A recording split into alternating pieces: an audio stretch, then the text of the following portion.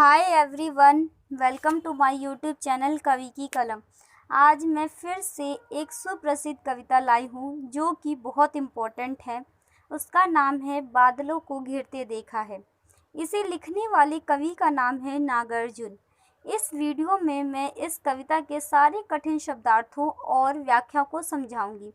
चूँकि यह कविता बहुत बड़ी है इसीलिए मैंने इसे 2 भागों में बांटा है और यह इस कविता का पहला भाग है। इससे पहले कि मैं इस कविता को शुरू करूं, आप लोग नागार्जुन जी की जीवन परिचय देख लीजिए, जिससे आपको इस कविता को समझना बहुत आसान हो जाएगा। तो चलिए शुरू करते हैं। ये रहा आपके सामने जीवन परिचय। कवि नागार्जुन जी का जन्म सन 1911 में उनके ननिहाल सतलखा, जिला दरभंगा, बिहार में हुआ था, लेकिन वे असल में तरौनी गांव, जिला मधुबनी, बिहार के निवासी थे। उनका वास्तविक नाम वैद्यनाथ मिश्र था। नागार्जुन की आरंभिक शिक्षा स्थानीय संस्कृत पाठशाला में हुई। बाद में वाराणसी और कोलकाता भी गए। उन्हें घूमने का बहुत शौक था। उन्होंने अनेकों बार पूरे भारत का भ्रमण किया था। उन्होंने अपनी रचनाओं की शुरुआत महत्वपूर्ण कविता चित्रा से की। उन्होंने कई भाषाओं में अपनी रचनाएं लिखी है, जैसे कि मैथिली, हिंदी, बंगाली और संस्कृत। उनकी कुछ प्रमुख रचनाएं कृतियां इस प्रकार हैं: प्यासी पथराई आंखें, सतरंगी पंखों वाली, तालाब की मछलियां, हजार हजार बाहों वाली, तुमने कहा था और आदि। इस कविता के कठिन शब्दार्थ कुछ इस प्रकार हैं। आप लोग जब तक नोट कर लीजिए। मैं इसके बाद मैं कविता को पढ़ूंगी और फिर इसके अर्थ को समझाऊंगी, व्याख्या करूंगी। तो आपने लिख लिया होगा, तो मैं चलिए शुरू करती हूँ।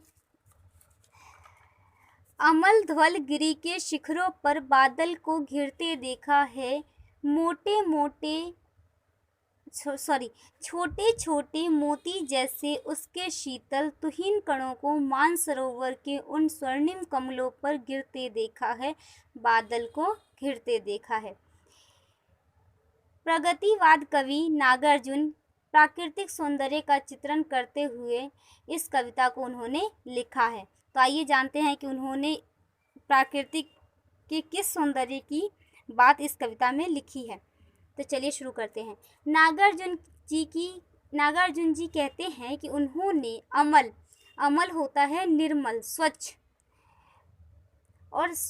और ध्वल मतलब होता है सफ़ेद, गिरी मतलब पर्वत, शिखर मतलब चोटी, मोती मतलब प्यारे प्यारे से, शीतल मतलब ठंडी, तुहिन मतलब ओस, कण मतलब छोटे छोटे बूंद, मानसरोवर एक झील का नाम है, स्वर्णिम मतलब सोने जैसा, सुनहरा।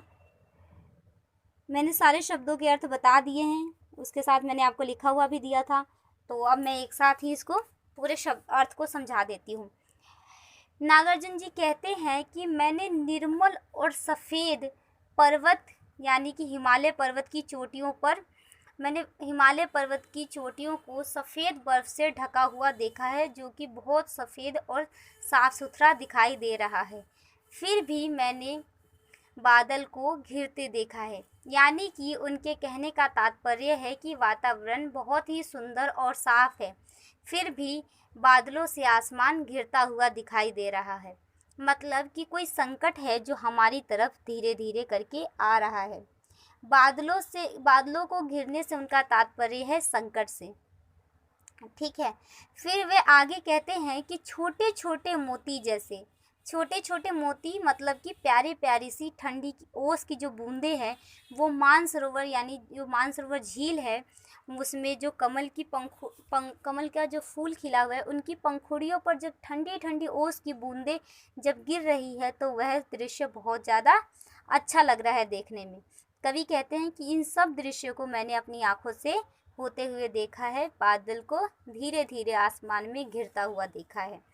अब दूसरा है आगे का वह है तुंग। हिमालय के कंधों पर छोटी बड़ी कई झीलें हैं।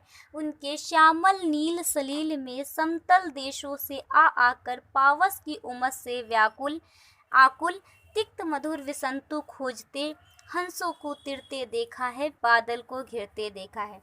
तुंग मतलब होता है ऊंचा, श्यामल मतलब कि सावला, सलील मतलब जल, पावस मतलब होता है वर्षा में, जब वर्षा ऋतु आती है और उसमें थोड़ी सी वर्षा होती है और जब हवा नहीं चलती है तो उसके कारण से गर्मी होने लगती है, उसी को बोलते हैं उमस।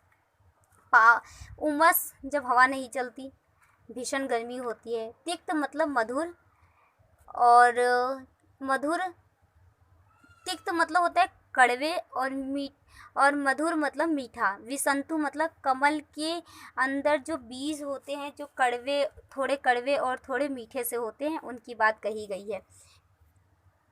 ठीक है, अब मैं इसके शब्दों के मतलब मैंने समझा दिया, अब मैं व्याख्या कर रही। वे आगे फिर कहते हैं कि तुंग हिमालय यानी कि ऊंचा। जैसा कि हम सब जानते हैं कि हिमालय पर्वत बहुत ऊंचाई पर स्थित है और वहाँ से बहुत सारी छोटी बड़ी नदियाँ झीलें निकलती हैं, जिसके पानी का रंग कैसा है? बिल्कुल सावला, नीला। सावला मतलब कि बहुत ज़्यादा सावला है, नीला है, बहुत ज़्यादा साफ सुथरा है। समतल होता है मैदानी भाग, जिसका तल उबड़ खाबड़ ना हो।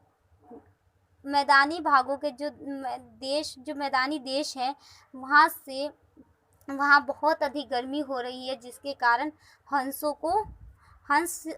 का जो झुंड है वो जब बहुत ज़्यादा व्याकुल होकर मैदानी भागों से उस मानसरोवर, उस हिमालय के पर्वत पर, हिमालय की जो कई सारी झीलें हैं निकल रही, उनके वहाँ पर आता है, और वो जो कमल के अंदर की जो बीज है, जो थोड़े से कड़वे और थोड़े से मीठे लगते हैं, वो खाते हुए ढूंढते हुए उन हंसों के झुंड को कवि ने देखा है। वो अपने देखे हुए दृश्य का इसमें वर्णन करते हैं। वह कहते हैं कि किस प्रकार हिमालय इतनी ऊंचाई पर है, उससे कितनी सारी छोटी बड़ी झीलें निकल रही है, और मैदानी भागों में बहुत ज़्यादा गर्मी हो रही है, जिसके कारण से हंसों का जो झुंड है वो अपनी प्यास और गर्मी को बुझाने के लिए झीलों पर आ रहे हैं, और वो फूलों के अंदर जो बीज है कड़वे मीठे से, उसको वो ढूंढ रहे हैं और खा रहे हैं। इन सब चीज़ों का वर्णन करते हैं कवि। अब आगे अगला है, वसंत ऋतु का सुप्रभात था, मंद मंद था अनिल बह रहा, बालरुण की मृदु किरणें थी, अगल बगल स्वर्णिम शिखर थे, एक दूसरे से विरहित हो अलग अलग रहकर ही जिनको सारी रात बितानी होती। निशा काल से चिर अभिशापित बेबस उस चकवा चकई बंद हुआ क्रंदन, फिर उसमें उस महान सरोवर के तीरे शैवालों की हरी दरी पर पड़ने कलश छिड़ते देखा है, बादल को घिरते देखा है।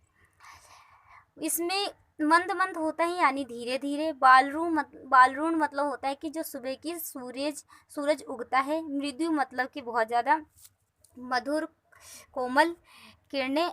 अगल बगल मतलब आसपास। स्वर्णिम मतलब जो सोने जैसा दिखाई देता है। शिखर मतलब कि चोटी। विरहित मतलब एक दूसरे से अलग, बिछड़कर। फिर है निशा काल मतलब बहुत पहले से। चिर अभिशापित मतलब श्राप। चकवा चकई एक पक्षी के जोड़े का नाम है। क्रंदन मतलब रोना। सरोवर मतलब तालाब। शैवाल मतलब काई। ठीक है। प्रणय कलह मतलब कि प्रेम भरी लड़ाई, नोकझोंक। वे कहते हैं कि इसमें कवि जो हैं अपने वसंत ऋतु की सुबह का वर्णन करते हुए कहते हैं कि वे वसंत ऋतु का सुबह था जहाँ धीरे धीरे करके हवाएं चल रही थी, और जो सुबह का सूरज है वे बहुत ज़्यादा अच्छा दिखाई दे रहा था। उसकी लाल किरणें जब आसपास में, क्योंकि हिमालय पर्वत का वर्णन कर रहे हैं, उसके आसपास होने की बात बता रहे हैं कवि, तो वो कहते हैं कि आसपास में जो हिमालय पर्वत की चोटियाँ, जो ऊंची ऊंची चोटियाँ हैं, उन पर जब वो सूर्य का किरण जब कोमल सी किरणें पड़ रही हैं तो वह बहुत अच्छा लाल सा सोने सा दिखाई दे रहा है। ठीक है। फिर उसमें इतने अच्छे दृश्य के वर्णन करने के बाद वो कहते हैं कि वसंत ऋतु के इतने मनोहारी दृश्य के बीच कुछ दर्द भरी दृश्य को भी उन्होंने देखा है। वह है चकवा चकई। चकवा चकई एक पक्षी का जोड़े का नाम है जिसे बहुत पहले से श्राप मिला हुआ है कि वह रात भर एक दूसरे से बिछड़कर अलग अलग रहेंगे, जो उनके लिए बहुत पीड़ा भरी होती है और वे एक दूसरे से अलग रहने के लिए बेबस है। उनके पास कोई और उपाय नहीं है। लेकिन जैसे ही सुबह का सूर्य उदय होता है वे फिर से मिलते हैं और उनके वियोग का जो दर्द है उनकी आंखों से बहते हुए आंसुओं के से साफ देखा जा सकता है। पर्वतीय क्षेत्र होने के कारण उन पर काई की दरी सी बिछ गई है। मतलब कि वहाँ पे पर्वत की बात कर रहे हैं तो पर्वतों पे थोड़ी बहुत पानी सी होती है और वहाँ पे काई लग गई है जिसके कारण से पूरा हरा हरा दिखाई दे रहा है। क्षेत्र होने के कारण उन पर काई की हरी दरी सी बिछ गई है, जिन पर उन दोनों के सुबह मिलने पर पड़ने कलह मतलब कि प्यारी भरी नोक-झोंक लड़ाई करते हुए कवि ने इस सुंदर दृश्य को अपनी आंखों से होते हुए देखा है। कवि कहते हैं कि मैंने बादल को घिरते देखा है। ठीक है, और आप लोगों को इस वीडियो को पसंद आया हो आप लोगों को तो प्लीज़ लाइक करें, कमेंट करें, शेयर करें और इस मेरे चैनल को प्लीज़ सब्सक्राइब करें। और कोई भी सवाल हो तो प्लीज़ कमेंट करें क्योंकि सवाल आपके होंगे।